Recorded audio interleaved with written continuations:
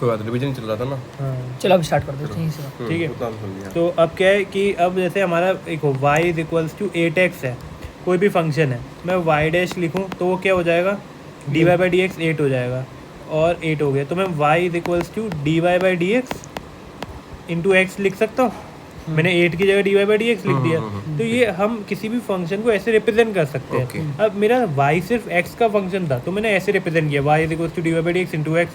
अगर मेरा y है वो z और x का फंक्शन होता तो मैं क्या लिखता, del Y by del Z into Z plus del Y by del X into X, ये लिखता इसी की तरह। जो डिनोमिनेटर में उसी को मल्टीप्लाई। हाँ, तो ये चीज़ हो गई। अब ऐसे ही मैंने, अब क्या है, मुझे पता है कि जो गिफ्ट फ्री एनर्जी होती है, अब गिफ्ट फ्री एनर्जी हमारा, अगर गिफ्ट फ्री एनर्जी टेम्परेचर और प्रेशर का फंक्शन है तो मैं क्या लिख सकता हूँ, जैसे इधर लिखा है मैंने, ठीक है, ऐसे लिखा है, तो मैं क्या लिख सकता हूँ, d G is equal to, वो टेम्परेचर का फंक्शन है तो del G by del T. हाँ, del G by del T at constant P into d T plus del G by del P at constant T into d P. D P. लेकिन हमने पिछली बार composition भी constant ली थी, तभी तो अपना composition आई नहीं, तो एन और यहाँ पे भी n। ओके। तो ये अपना पहले का फॉर्मूला था। ये तब है जब अपना क्लोज सिस्टम है, मतलब ना हीट का, सिर्फ हीट का वो क्लासिकल थर्मोडायनामिक्स। हाँ, सिर्फ इस उसमें क्लोज सिस्टम के लिए वैलिड था जिसमें कोई रिएक्शन अकर नहीं हो रही थी। ठीक है, तो यहाँ तक हमने देखा था। ठीक है, तो मतलब देखा जाए तो अपन ने क्लोज सिस्टम पढ़ा जिसमें हीट का एक्सचेंज हो सकता है लेकिन मास का एक्सचेंज नहीं हो सकता।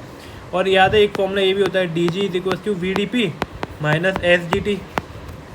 ठीक है, तो ये चीज़ देखी थी। और अब आ गया, मान लो अब मैं कंपोजिशन को रोल में लूँगा। ठीक है, तो D G is equal to इतना टर्म तो अपना, इतना वाला चीज़ तो अपने क्लोज सिस्टम के लिए ही थी। ठीक है, अब ओपन सिस्टम के लिए क्या है, जैसे अगर मैं मान लूँ कि मेरा जी है वो टेम्परेचर, प्रेशर और कंपोजिशन का फंक्शन है, तो ये चीज़ तो आई गई।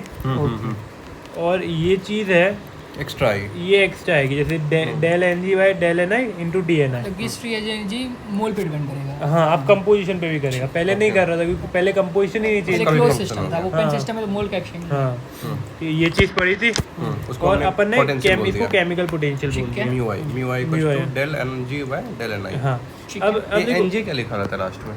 एन जी मतलब मान लो कि जैसे ये लिखा है ना सिग्मा, सिग्मा ये रिप्रेजेंट करता है कि सिग्मा बहुत सारी स्पीसीज हो सकती है। समेशन तुम सबका लिखोगे, तुम इसमें तो ऐसा आना चाहिए ना, डेल एन जी हाँ। डेल एन वन, समझ रहे हो, 1 2 3 ऐसे अलग अलग। तो और स्पीसीज का कॉन्स्टेंट लिखा, ये वाला टर्म लिखा, वो चीज़ इंडिकेट करता है।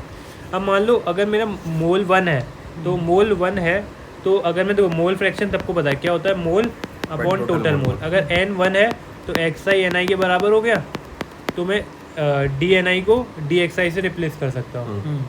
ठीक है, तो इससे रिप्लेस कर दिया, तो D G is equal to V D P minus S G T, तो sigma mu I D N i. D N i. ठीक है, और ये आ गया। अब हमने ये भी देखा था कि अगर जब इक्विलिब्रियम होता है, मतलब अब ये वाला सिस्टम क्या था कि यहाँ लिक्विड है, वेपर है। तो हमको पता है पानी की बोतल में वाटर रखते हैं तो ऊपर उसके वेपर भी उठेंगे, तो ये एक सिस्टम वैसा हो गया। अब मैं लिक्विड के हिसाब से देखूँ, इन दोनों के हिसाब से, ये लिक्विड ये वेपर, तो ये ओपन सिस्टम है। इन दोनों अलग अलग के हिसाब से देखो, ओपन सिस्टम क्यों है, क्योंकि लिक्विड से मास ट्रांसफर हो रहा है वेपर में, तो लिक्विड ओपन सिस्टम हुआ। वेपर से लिक्विड में कंडेंसेशन हो रहा है, तो मास ट्रांसफर हुआ। मतलब दोनों को अलग अलग फेज देखो तो ओपन सिस्टम है, साथ में लेके और तो पूरा क्लोज्ड है। ठीक है, तो फिर इसका डेरिवेशन के थ्रू अपन गए थे और हमने फाइनल कंक्लूजन क्या निकाला था कि जब भी इक्विलिब्रियम होगा तब अपना केमिकल पोटेंशियल इक्वल होंगे। ठीक है, ये कैसे मतलब? ये ऐसा था ना, देखो D N G alpha D G is equal to V D P minus का एफ जी टी प्लस ये वाला टर्म आता है sigma mu I D N I. Alpha phase में लगा अब दिया पहले पूरे एक फेज के लिए अल्फा के लिए लगा दिया और ये बीटा के लिए लगा दिया। अब क्या है, मैंने दोनों का सम कर दिया।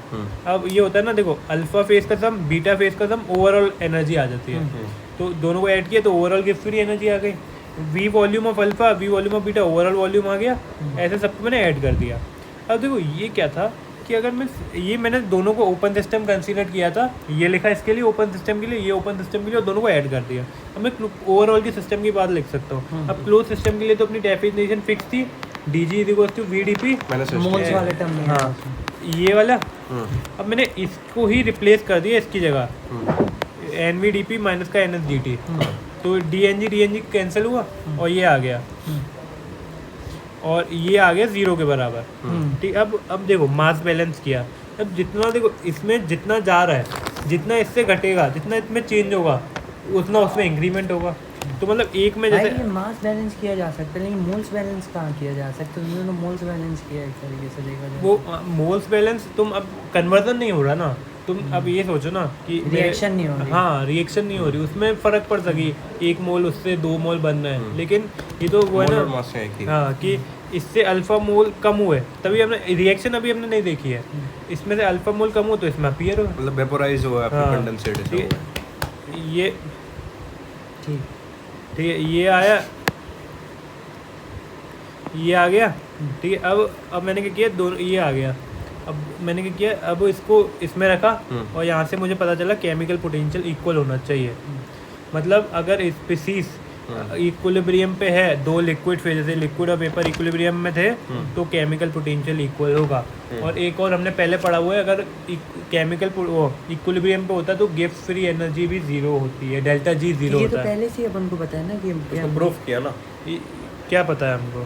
कि पोटेंशियल, जब केमिकल पोटेंशियल इक्वल तो होता है तभी हाँ, मतलब ये डेरिवेशन टाइप का। ये डेरिवेशन का एक बार समराइज कर देना। सबसे पहले क्या लिए, अल्फा बीटा 2 फेज लिए। अल्फा बीटा 2 फेज लिए, एक दोनों से अपन ने ओपन सिस्टम मान के हमने गिब्स फ्री एनर्जी लिखी, दोनों का सम किया, फिर ओवरऑल लिखा। दोनों का सम किसके इक्वल किया? ओवरऑल के बराबर होता है। ओवरऑल गिब्स हाँ, फ्री एनर्जी के। दोनों का ऐड किया, फिर ओवरऑल को हमने क्लोज्ड मान लिया, तो हाँ NVDT वहाँ से लिखा, वो दोनों का टर्म कैंसिल हुआ। फिर केमिकल पोटेंशियल वो जितना चेंज उसमें हो रहा था उतना उसमें हो रहा था, इसको यूज करके हमने दोनों का केमिकल पोटेंशियल इक्वल निकाल लिया। वहाँ से रिजल्ट आया कि म्यू अल्फा इक्वल्स टू हाँ। Mu beta. ओके, ठीक है। चलो इसको थोड़ा रिकॉर्ड किया।